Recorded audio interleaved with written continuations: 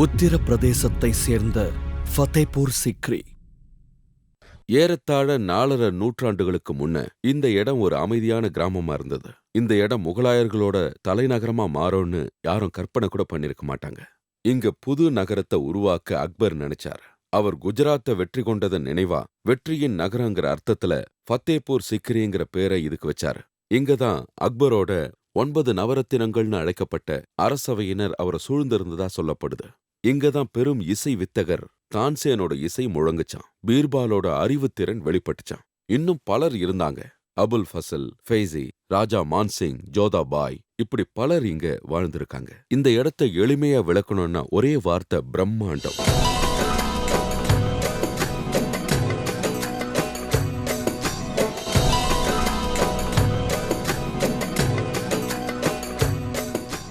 தில்லி நகரத்திலிருந்து சுமார் 225 கிலோமீட்டர் தொலைவில் உத்தரப்பிரதேச மாநிலத்தில் ஃபதேபூர் சிக்ரி கோட்டை அமைஞ்சிருக்கு.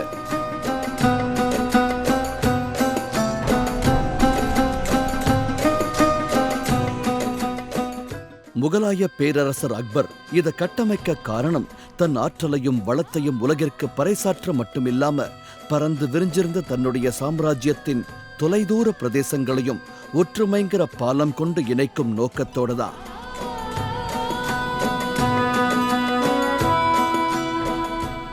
இங்க கம்பீரமா எழும்பியிருக்கிற கட்டிடங்களின் பேரழகு மூச்சடைக்க வச்சாலும் இதெல்லாம் பார்க்கிறவங்க உள்ளங்கள்லையும் ஊடுருவி இதன் கட்டமைப்புக்கு பின்னணியில ஒரு ஆன்ம ரீதியான நோக்கம் இருக்குங்கிற எண்ணத்தை ஆழமா பதிவு செய்யுது.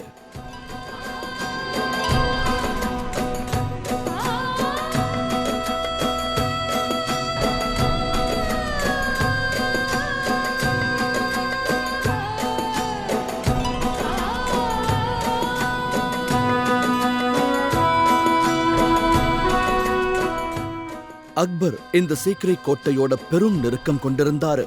அவர் வாழ்க்கையின் 2 முக்கிய நிகழ்வுகள் இந்த கோட்டையோட தொடர்புடையது. ஒன்னு அவருடைய குஜராத் வெற்றி, அடுத்து அவருடைய வாரிசான இளவரசர் சலீமோட பிறப்பு.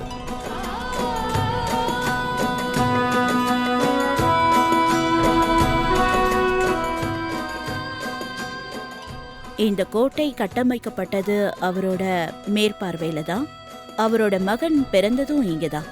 இது அவரோட வாழ்க்கையில முக்கியமான நிகழ்வு. அதோட சலீமுக்காக தான் அவர் இந்த கோட்டையவே எழுப்பினாராம். அதோட இந்த கட்டிடத்தின் வடிவமைப்போட முறையால அவரு இந்தியாவோட கலாச்சாரங்களை ஒன்றிணைக்க நினைச்சிருக்காரு.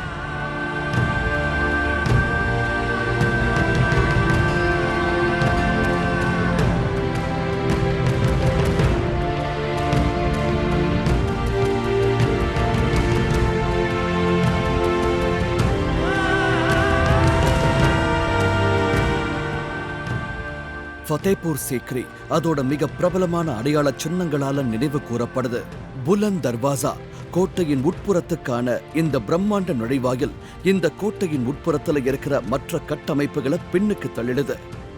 இந்த நுழைவாயில்ல பாதம் பதிச்ச மறுகணம் ஒரு தனித்துவம் மிக்க இடத்துல நாம நுழைய போறோம்ங்கிறத இது நமக்கு உணர்த்திடுது. இந்த கோட்டைக்குள்ள கௌரவத்தோடவும் மரியாதை நிமித்தமாவும் நடந்துக்கணுங்கிற பொறுப்பை நம்மள அறியாம இந்த நுழைவாயிலே நம்ம மனசுல விதைச்சிடுது.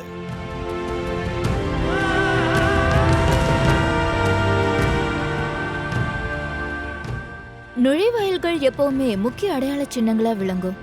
ஒரு இடத்துக்கு இருக்கிற அதிகாரத்தையும் ஆற்றலையும் அது விளக்கும். அந்த மாதிரி ஒரு பிரம்மாண்டமான நுழைவாயிலுக்கு அருகில நின்னா அதோட தோற்ற அமைப்பின் பிரம்மாண்டத்துல நம்ம ஆழ்ந்துருவோம். அதுதான் முக்கியமான அம்சம். அண்ட் அதுதான் பிரம்மாண்டமான அரண்மனை வாயிலுக்குள்ள நுழைறவங்களுக்கு அந்த இடம் தொடர்பான ஒரு அழிக்க முடியாத உணர்வு அது ஏற்படுத்தும்.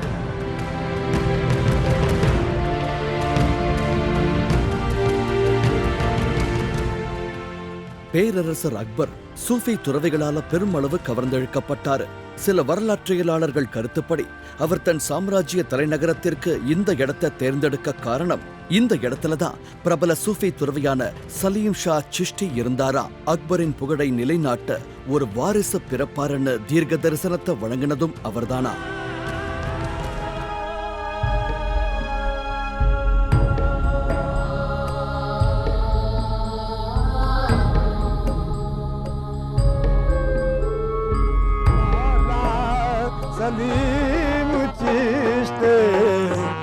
आका सलीम चे मौला सलीम मेरे ख्वाजा सलीमा सलीम चिश्ती आका सलीम चे मौला आबाद कर दो दिल की दुनिया सलीम चिश्ती आबाद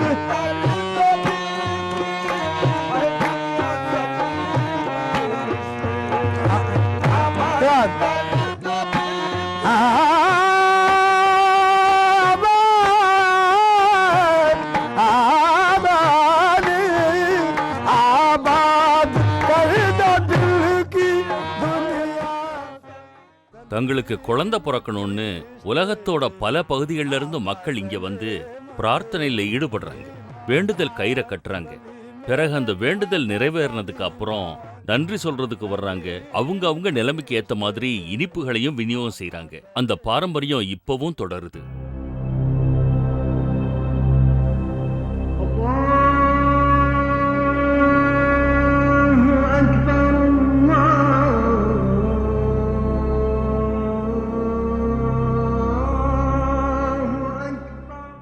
பேரரசர் அக்பர் எல்லா மதங்களுக்கும் மதிப்பளிச்சாரு.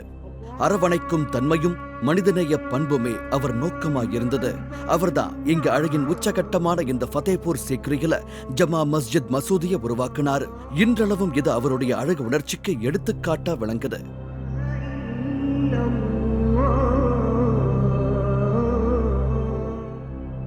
இந்த மசூதிக்குள்ள யார் நுழைஞ்சாலும் சரி, ஏதோ ஒரு சமண கோயிலுக்குள்ள நுழைஞ்ச மாதிரியான உணர்வு தான் ஏற்படும். இதுல சமண கட்டமைப்பும் இந்துக்களின் கட்டிடக்கலை பாங்குகளை இங்கே காண முடியும். பௌத்த கட்டமைப்பு பாங்குகளையும் இங்கே பார்க்கலாம்.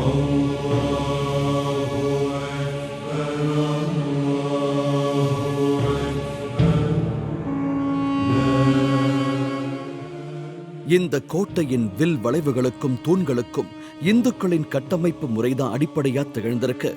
ஒரு இடத்துல தாமரை போன்ற வடிவங்கள்ல கட்டிடங்களை பார்க்க முடியும்னா இங்க இன்னும் சில இடங்கள்ல கோவில் மணி வடிவங்களும் தென்படுது.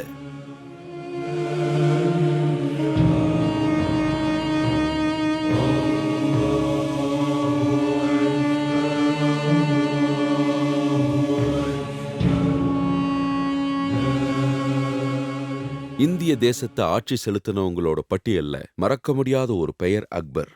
வெற்றிகளை குவிச்ச மாவீரருங்கிறதுனால இல்ல, உணர்ச்சிகளின் அடிப்படையிலான ஒற்றுமைதான் இந்த நாட்டின் மூலாதாரங்கிறத அவர் ரொம்ப துல்லியமா புரிஞ்சு வச்சிருந்தாரு. அரசியல் ரீதியான சுதந்திரமும் பூகோள ரீதியான ஒற்றுமையும் உணர்ச்சிகளாலான இணைப்பால தான் சாத்தியம்னு புரிஞ்சுக்கிட்டாரு. இந்த ஃபத்தேபூர் சிக்ரி கோட்டையில அவர் உருவாக்கின கோட்பாடுகள் தான் தீன் இலாஹி மற்றும் சுலைக்குள். அது மத நல்லிணக்கத்தையும் இணைப்பையும் ஏற்படுத்துச்சு.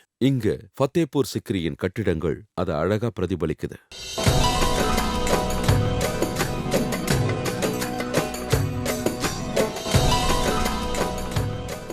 பாஞ்ச் மெஹல்னு அழைக்கப்படுற 5 தளம் கொண்ட இந்த திறந்தவெளி சபை சுவர்கள் அற்றது. இதுல கூரைய தாங்கியிருக்கிற 84 தூண்களும் நுணுக்கமான கலை வேலைப்பாடுகள் கொண்டது.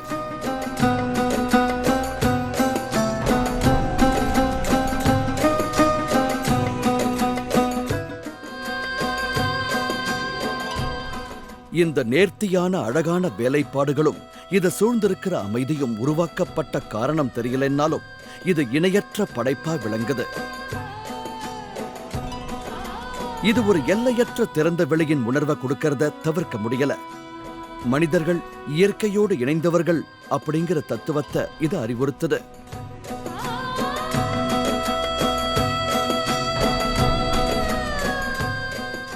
அக்பருடைய தனிப்பட்ட குணாதிசயத்தை இந்த ஃபதேபூர் சிக்ரி கோட்டை பிரதிபலிக்கிறதும் இதோட சிறப்பம்சங்கள்ல ஒண்ணு. அவர் துவங்க இருந்த சமய சார்பற்ற ஒரு ஆட்சி காலத்துக்கு இது சான்று. இந்த கோட்டையை உருவாக்குறதுக்கான சிறப்பு திட்டங்கள்லயும் கட்டமைப்புலையும் அது இன்னும் பிரதிபலிக்குது. முகலாயர்களுடைய கட்டிடக்கலையும் நம்ம தேசத்தினுடைய இந்துக்களின் கட்டிடக்கலையும் இணைஞ்சு ஒரு அற்புதமான கலவைக்கு இன்றளவும் ஃபதேபூர் சிக்ரி ஒரு உதாரணமா விளங்குறதா கட்டிட வல்லுநர்கள் கருதுறாங்க.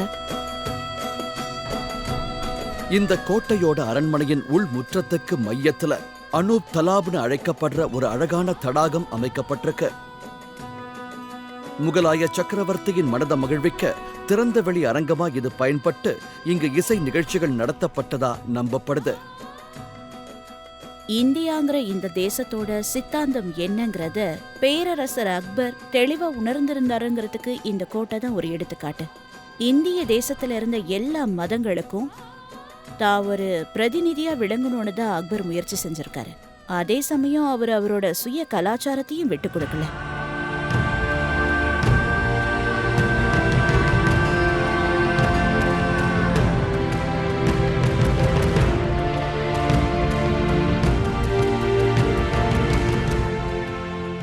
இந்த கருவறை பேரரசர் அக்பரால அவருடைய குடியிருப்பா பயன்படுத்தப்பட்டிருக்கு. இந்த இடம்தான் அவருடைய நூலகமாவும் செயல்பட்டு விலைமதிப்பற்ற அவருடைய கையெழுத்து பிரதிகளுக்கும் சித்திரங்களுக்கும் தஞ்சம் அளிச்சிருக்கு.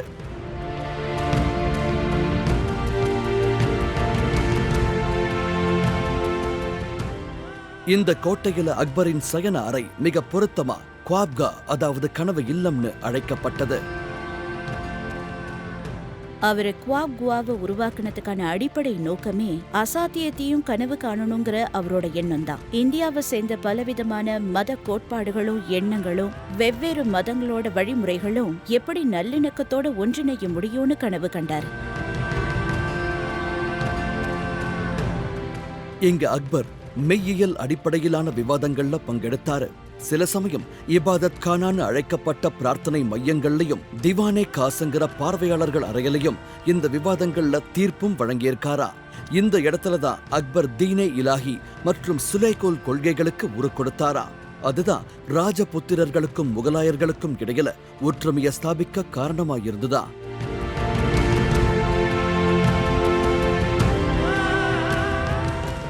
இந்த கட்டிட வடிவம் தடைகளற்ற அகன்ற சிந்தனை கொண்ட புத்திய சுட்டிக்காட்டுதா.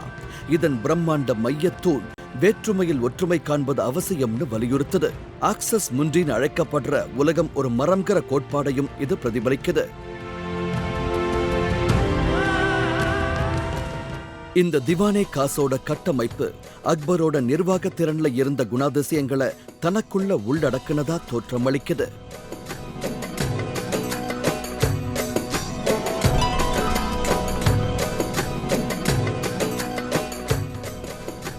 அந்த இடத்துல பல அறிவார்ந்த விவாதங்கள் நடந்திருக்கு.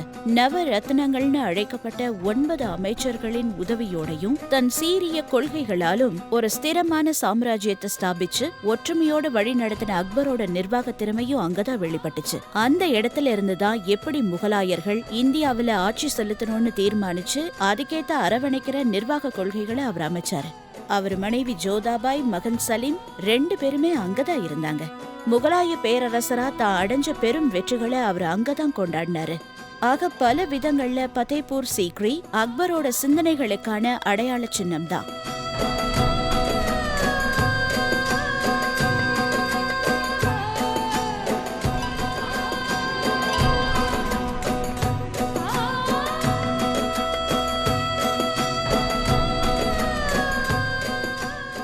ஜோதா மெஹல், அதாவது ஜோதா அரண்மனை, அக்பரின் சுலேகோல்ங்கிற உலக அமைதி கொள்கை அரசியல் ரீதியானது மட்டுமே இல்லைங்கிறதுக்கு ஒரு உதாரணம். அரச வம்சத்தவருடைய பொது வாழ்க்கையில இந்துக்களின் ராஜபுத்திர பாரம்பரியத்தையும் அக்பர் ஒன்று கலக்க விரும்பினார். சமய பேதங்களை கடந்து இருந்த ஒற்றுமையை போற்றும் விதமான செயல்கள் நல்லிணக்கத்தை ஏற்படுத்தி உணர்வுகளால மக்களை பிணைக்கும்னு அக்பர் நம்பினாரு. அந்த முயற்சியை அவர் தன் குடும்பத்திலிருந்தே துவக்கினார்.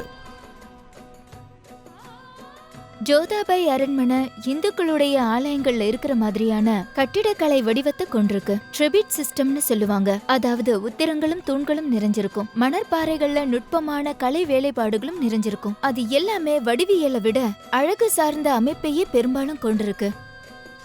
அது எல்லாமே அடிப்படையில இந்துக்களுடைய கட்டிடக்கலை நுட்பங்களை கொண்டதா காட்சி அளிக்குது.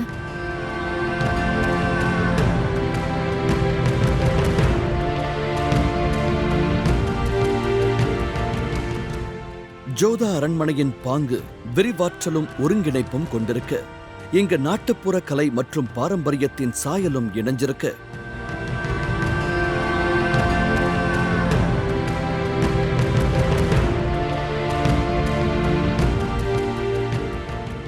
இந்த அரண்மனை ஜோதாபாயின் நேரடி மேற்பார்வையில கட்டப்பட்டதா ஒரு பரவலான கருத்தும் நிலவுது.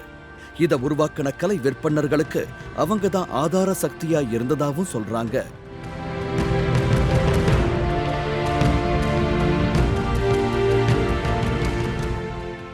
அக்பர் ஜோதாபாய் மேல உயிரையே வச்சிருந்தாரு. அதனால அவங்களோட கலாச்சார பின்னணிய முழுமையா புரிஞ்சுக்கணுங்கிறதுலயும் அவர் ஆர்வம் செலுத்தினாரு. அத தன்னோட அரசவையிலையும் அறிமுகப்படுத்தினாரு. அந்த அடிப்படையில பார்க்கும்போது அவர் அடக்குமுறைய கொண்ட கணவராவோ அரசராவோ விளங்கல. அக்பர் தன்னோட மனைவி மேல கொண்டிருந்த காதலால இரு கலாச்சாரங்களை இணைச்சாரு. சமையல் செய்ய பயன்படுத்தப்பட்ட இந்த சிறிய இடத்துக்கு பேரு ஜோதா சமையலறை. உலகத்தின் பல பிராந்தியங்களை சேர்ந்த ஏராளமான உணவு வகைகள் இங்க தயாரிக்கப்பட்டதா சொல்லப்படுது. இது தவிர வரலாற்று பதிவுகள்ல பீர்பல் ஹவுஸுக்கு முன்ன அமைஞ்சிருந்த சமையலறை தொடர்பான குறிப்புகளும் இருக்கு. அங்க இந்த மாதிரி சமையல்கள் எல்லாம் நிகழ்ந்ததுன்னு எழுதப்பட்டிருக்கு. அதாவது பலவிதமான ஸ்பைசஸ், பல நாட்டு சமையல் நிபுணர்களுடைய கைவண்ணத்தோட அங்க சமையல் நடந்துதான்.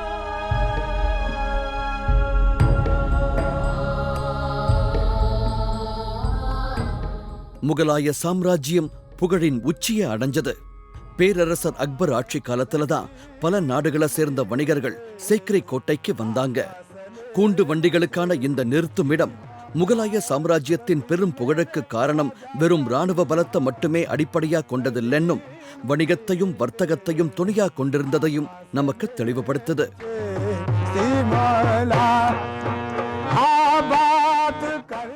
என்னை பொறுத்த வரைக்கும் இந்தியாவோட பல சமயங்களை ஒரே கோட்பாட்டோட அடிப்படையில ஒருங்கிணைக்கணுங்கிற ஒரு கனவு அக்பருக்கு இருந்தது. அப்படின்னா அவரு எந்த மாதிரியான ஒரு தனி மத சித்தாந்தங்களையோ மத ரீதியிலான நிர்வாக அணுகுமுறைகளையோ கடந்து ஒரு இந்தியாவை உருவாக்கணும்னு அவரு நினைச்சிருக்கணும். ஆக ஒரு அரசரா அவரு தான் காலத்துக்கும் அப்பாற்பட்ட ஒரு தொலைநோக்க கொண்டிருந்தாரு.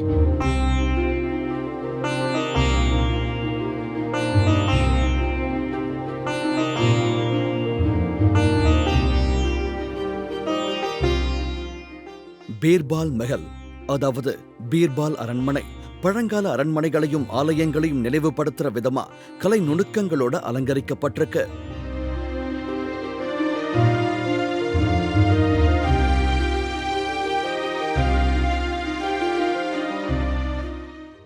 ராஜா பீர்பாலின் பெயர் பேரரசர் அக்பர் பெயரோட நீக்க முடியாத அளவுக்கு பிணைஞ்சிருக்கு. உபமானங்கள் பீர்பால நகைச்சுவை திறன் கொண்டவராகவும் அறிவாளியாவும் சித்தரிக்குது. பீர்பால் தன்னோட மன்னர் அக்பரால அற்புத நிர்வாகத்திறன் கொண்டவரா மதிக்கப்பட்டாரு. அக்பர் தீனே இலாகி கொள்கையை அறிமுகப்படுத்தினப்ப அத முதல்ல அரவணைச்சது பீர்பால் தான்.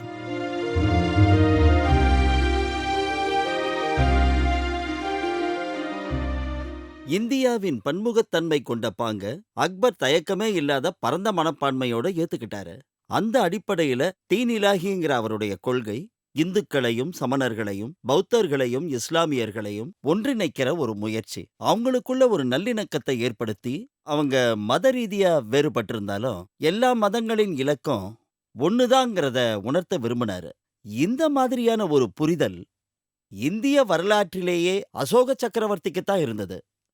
அதனால தான் அவரு கல் பட்டயங்கள்ல எந்த மதத்தையும் யாரும் அவமதிக்க கூடாதுன்னு பொறிச்சு வச்சிருந்தாரு. ஆக இந்தியாவிலே இருந்த இந்த பன்முக பாங்குங்கிற யதார்த்தம் எல்லா வேற்றுமைகள்ல இந்தியர்களுக்கு இருந்த அபார நம்பிக்கைகளுக்கும் அவங்க வேறுபட்ட சிந்தனைகளுக்கும் ஒரு உருவம் கொடுத்த பெருமை அசோகரையும் அக்பரையும் தான் சேரும்.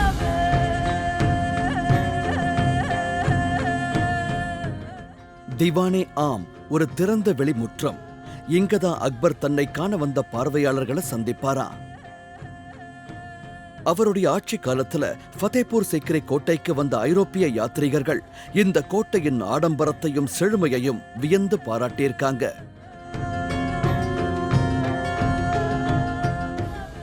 ஃபதேபூர் சிக்ரியில குறைஞ்ச காலமே அக்பர் நிர்வாகத்தை நடத்தியிருந்தாலும் அந்த அறிவார்ந்த கலாச்சார அடிப்படையிலான நிர்வாகம் அக்பரோட ஆட்சியின் சிகரமா இருந்தது.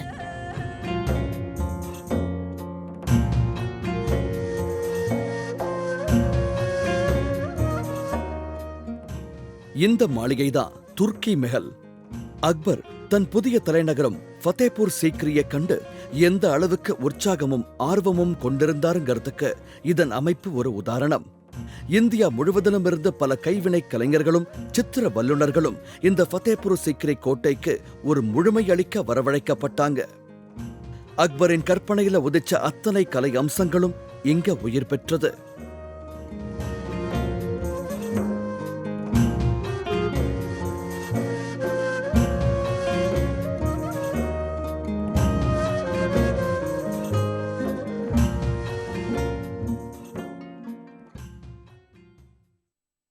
உருவாக்கப்பட்டு குறைஞ்ச காலத்திலேயே இந்த நகரம் கைவிடப்பட்ட காரணம் மட்டும் பல நூற்றாண்டுகள் கடந்த பிறகும் இன்னும் புரியாத புதிராவே இருக்கு. தலைநகரமாக்கப்பட்ட பிறகு இந்த இடத்துல உருவான பரபரப்பும் ராணுவ நடவடிக்கைகளும் தன்னோட தியானத்தை பாதிச்ச கோவத்துல ஒரு சூஃபி துறவி சபிச்சதால தான் இந்த நிலங்கிறாங்க. இன்னும் சிலரோட கருத்துப்படி அக்பருக்கே இந்த இடம் அழுத்து போயிடுச்சுன்றாங்க. அவர் கவனம் திசை திரும்பி காபூல வெற்றி கொள்ள நினைச்சு அதுல வெற்றி அடைஞ்சு தலைநகர லாகூருக்கு மாத்தி அங்கிருந்து வடமேற்கு திசையில இன்னும் சௌகரியமா போர் தொடுக்க விரும்பினார்னு சொல்லப்படுது. வடிவமைப்பு கோளாறுகள் தான் இதோட வீழ்ச்சிக்கு காரணம்னு சொல்றாங்க.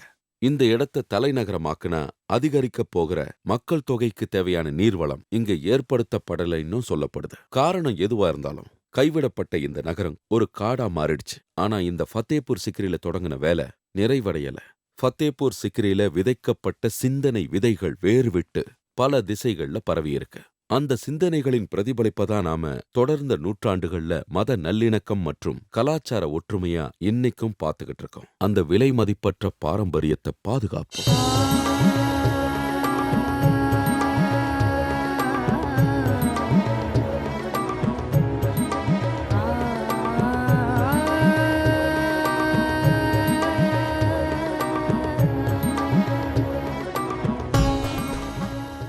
ஃபதேபூர் சீக்ரி தன்னை காண வர பார்வையாளர்களை மீண்டும் மீண்டும் வரத் தூண்டக்கூடியது. அக்பருடைய சுலைகோல், அதாவது உலகளாவிய அமைதிங்கிற கொள்கை மக்களை இன்றளவும் ஒரு காந்தத்தை போல கவர்ந்திழுக்குது.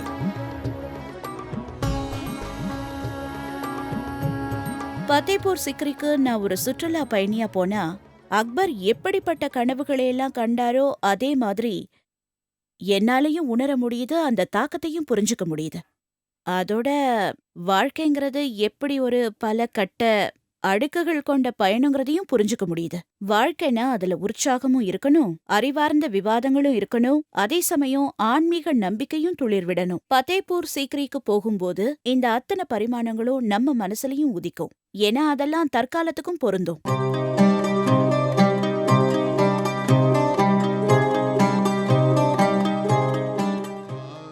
பல்வேறு அடிப்படைகள்ல வேற்றுமை கொண்டிருந்த இந்த தேசத்தை அக்பர் ஒன்றிணைக்க முற்பட்டாரு. ஒரு கட்டத்துல அவர் வடமேற்கு திசையை நோக்கி முன்னேறி தன்னுடைய சாம்ராஜ்யத்தை விரிவாக்கணுங்கிற நோக்கத்தோட போர்க்களம் புகுந்தாரு. அதன் பிறகு அவர் திரும்பவே இல்லை. அதனால பட்டொளி வீசி பறந்துகிட்டு இருந்த இந்த நகரத்தின் பகட்டும் வெகு சீக்கிரமே மங்கி போயிடுச்சு. அந்தி சாயும் நேரத்துல இருள் சூழும் வேளையில தொடுவானத்தின் எல்லையிலிருந்து முன்னறிவிப்பு இல்லாம தன்னை பிரிஞ்சு போனவங்க மறுபடியும் திரும்பி வருவாங்களான்னு ஒரு தனியாத ஏக்கத்தோட இந்த நகரம் காத்திருக்கோன்னு தோணுது.